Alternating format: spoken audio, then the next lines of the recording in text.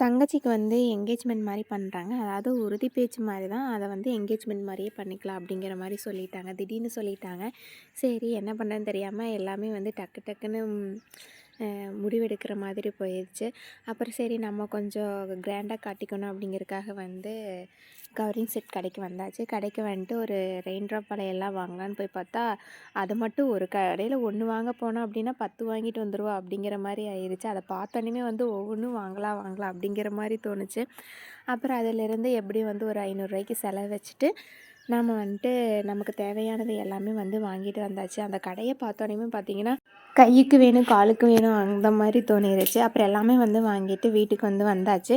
வீட்டுக்கு வந்துட்டா இவளுக்கு வந்து மெஹந்தி போடணும் அப்படின்னு சொல்லிட்டு இருந்தா. சரி இவள கொஞ்சம் ரெடி பண்ணலாம் அப்படின்னு சொல்லிட்டு மெஹந்தி வந்து போட்டு விட்டுட்டேன். இது வந்து என்னோட மெஹந்தி. நல்லா இருந்தால் கமெண்ட் பண்ணுங்கள். அப்புறம் பார்த்தீங்கன்னா, அம்மா வந்து ரொம்ப நல்லா இருக்குது பாப்பா அப்படின்னு சொல்லிட்டு இருந்தாங்க. அப்புறம் அடுத்த நாள் வந்து பார்த்தீங்கன்னா, மாப்பிள்ளைய வந்து வரவேற்கிறதுக்காக வந்து எல்லாருமே வந்து வெயிட் பண்ணிட்டு இருந்தோம். மாப்பிள்ளை வீட்டிலேருந்து எல்லாமே வந்து வந்துட்டாங்க. எங்களுக்கு பயங்கர நர்வஸாக இருந்துச்சு. எப்படி சமாளிக்க போகிறோம் அப்படிங்கிற மாதிரி. இந்த வீடியோ உங்களுக்கு பிடிச்சிருந்தது அப்படின்னா சப்போர்ட் பண்ணுங்கள்.